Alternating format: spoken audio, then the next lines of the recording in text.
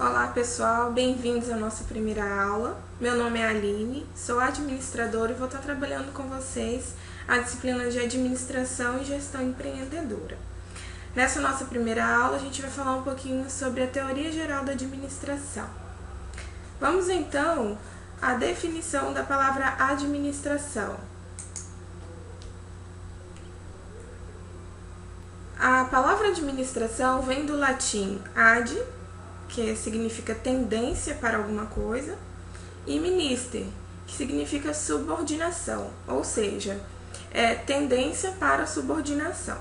No entanto, com o passar do tempo, a palavra administração vem tomando novas definições. Segundo a Wikipédia, que é a Wikipédia livre, a administração é a área do conhecimento fundamentada em um conjunto de princípios, normas e funções elaboradas para disciplinar as organizações, tendo em vista o alcance de objetivos. Pressupõe a existência de uma instituição a ser gerida, ou seja, de uma organização. De acordo com o Chiavenato, a administração nada mais é do que a condução racional das atividades de uma organização, que trata do planejamento, da direção e do controle de atividades diferenciadas pela divisão do trabalho. E o que seria organização? Bem, segundo o CESP, uma organização é o produto da combinação ou conjunto de esforços individuais visando a realização de propósitos coletivos.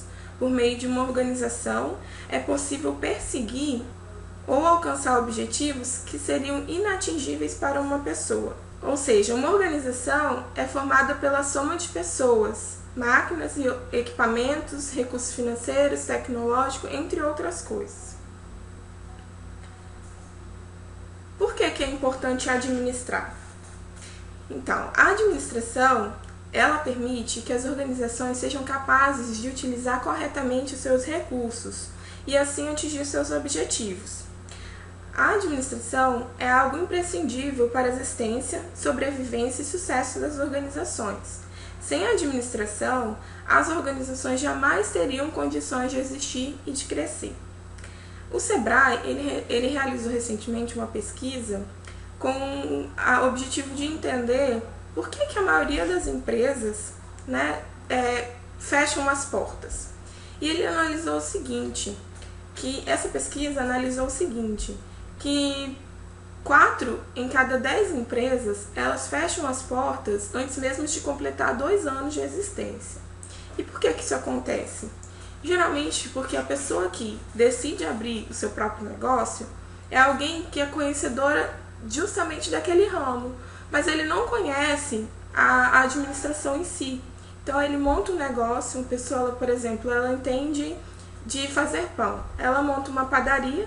No entanto, ela não entende quais são as ferramentas necessárias para ela conduzir a gestão do seu negócio. Então, por isso que a administração é uma ferramenta muito importante, essencial para a sobrevivência e sucesso das organizações.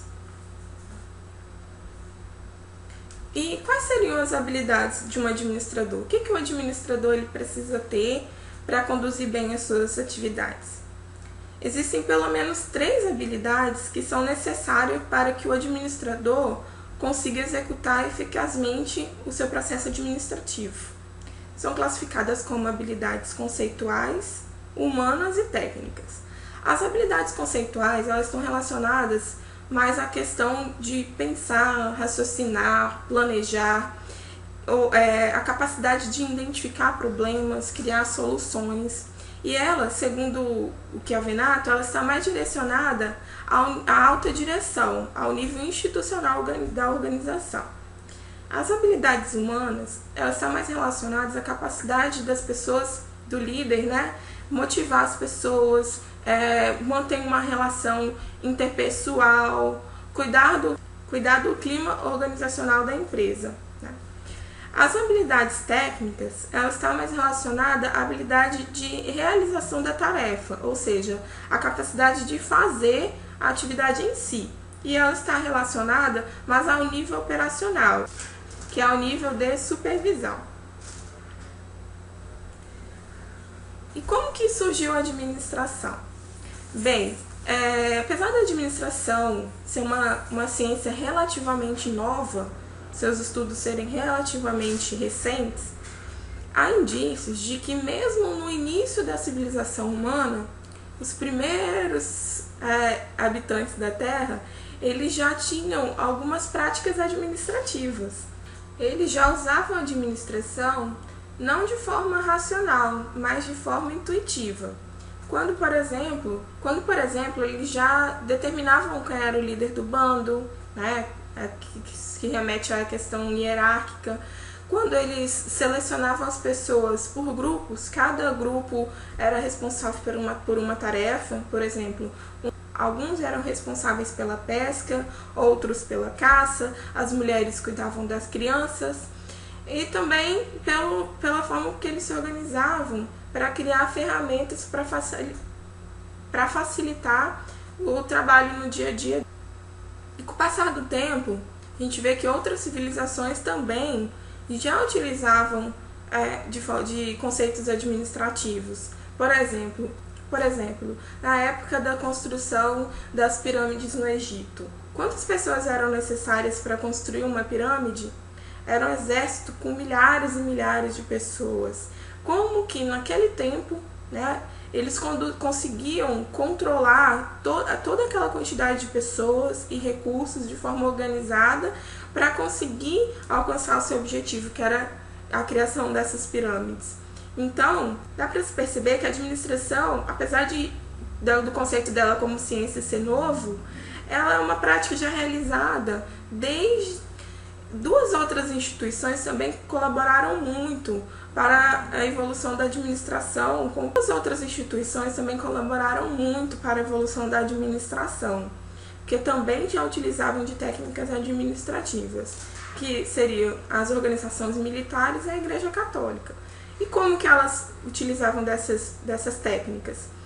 Principalmente pela questão hierárquica também, uma unidade de comando. A administração recebeu influência também dessas duas importantes instituições, que são as organizações militares e a Igreja Católica, que elas utilizavam de princípios de unidade de comando, hierarquia, disciplina, entre outras coisas. Grandes filósofos e pensadores da Idade Antiga também deixaram seus escritos e contribuições para a administração. No entanto, o grande marco para a evolução da administração enquanto ciência, ela causou profundas mudanças no cenário econômico mundial e fez surgir novas necessidades de organização de trabalho. Foi daí que surgiram as teorias administrativas. E o que seriam essas teorias administrativas? Ou seja, com a Revolução Industrial, as organizações passaram a possuir maior complexidade para atender às necessidades da população. Tornou-se imprescindível adotar novos conhecimentos administrativos. E assim que surgiram as primeiras teorias. O pensamento administrativo, ele pode ser conceituado como uma abordagem específica a um aspecto ou uma área particular de uma organização. E a união, o conjunto desses pensamentos, são chamadas teorias. Ou seja, com essa nova necessidade de se racionalizar o trabalho, surgiu a primeira teoria da administração, que foi a teoria científica. A Revolução Industrial, ela trouxe uma nova necessidade de conduzir racionalmente as atividades de uma organização.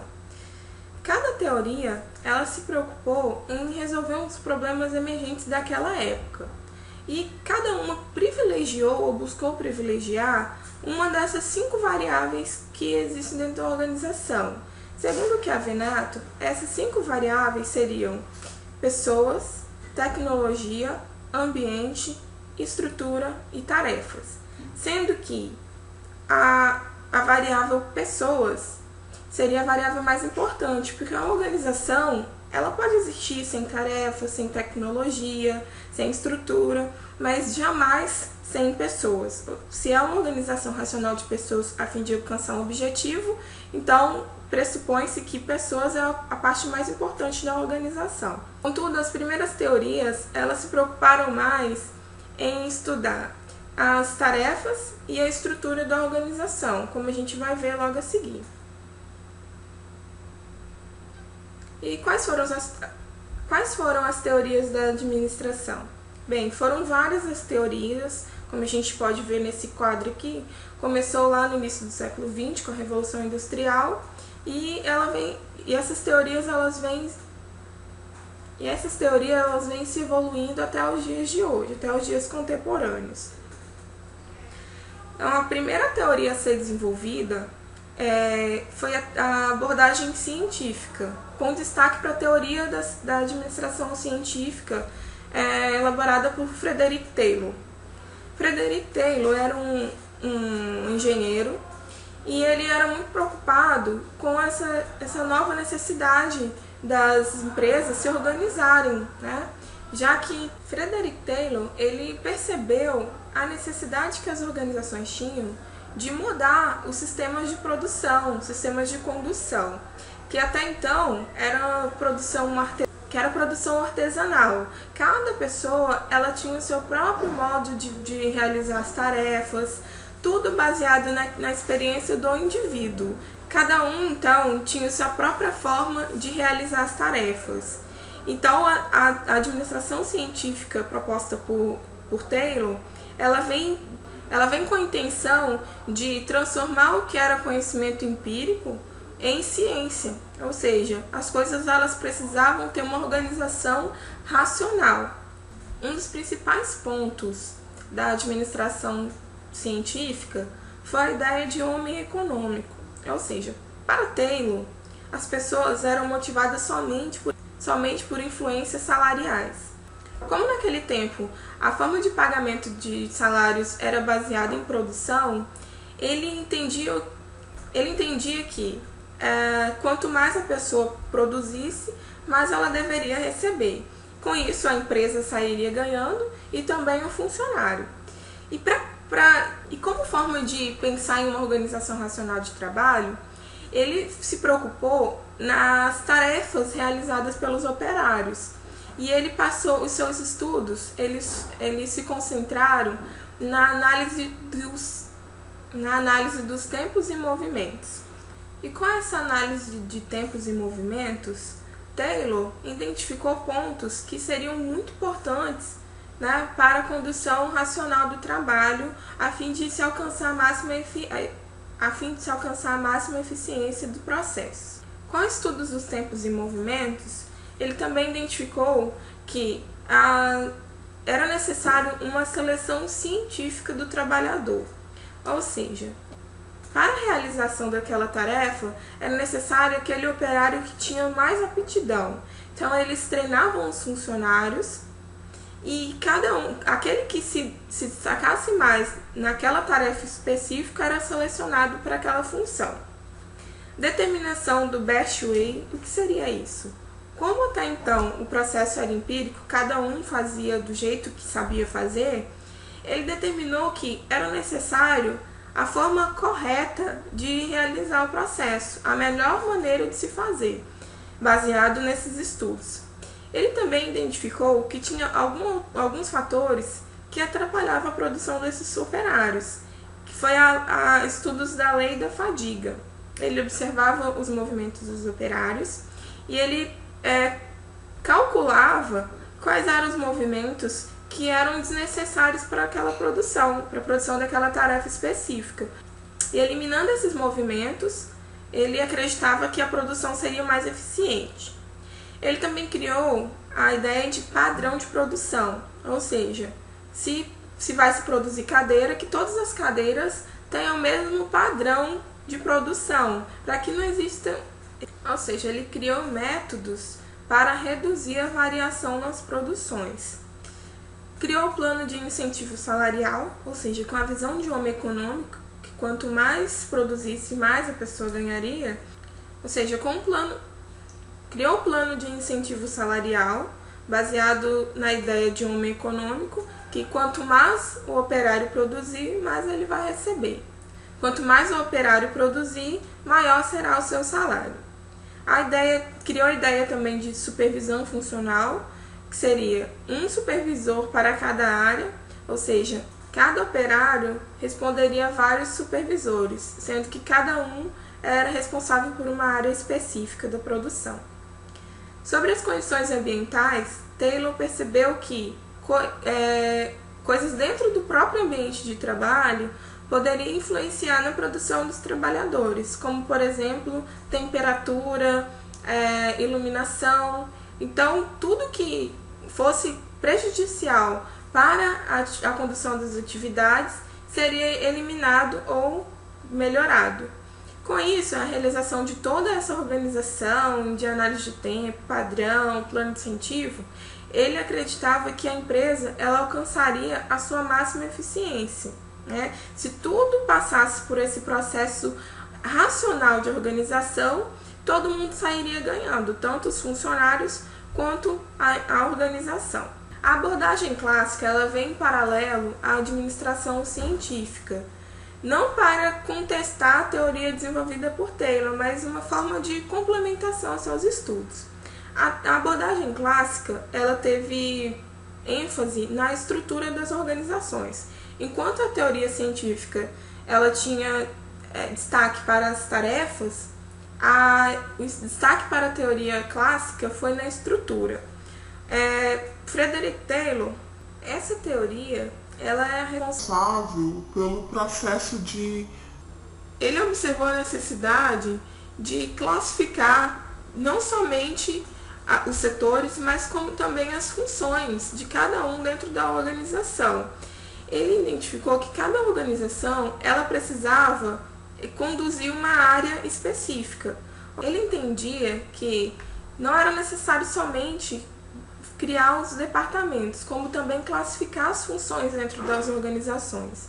Ele classificou um conjunto de 6 funções básicas para a condução das organizações, que seriam as funções técnicas, que seriam relacionadas às atividades de produção, as funções comerciais, que seriam responsáveis pela parte de compra e venda, as funções de segurança, que seriam as funções de proteger os bens e as pessoas, as funções contábeis, que seriam responsáveis pelos registros e balanços da organização, as funções financeiras, que era responsável pelo controle de capital, e as funções... Uma outra grande contribuição dessa teoria foi a classificação das funções do administrador. Classificações essas que são utilizadas até hoje,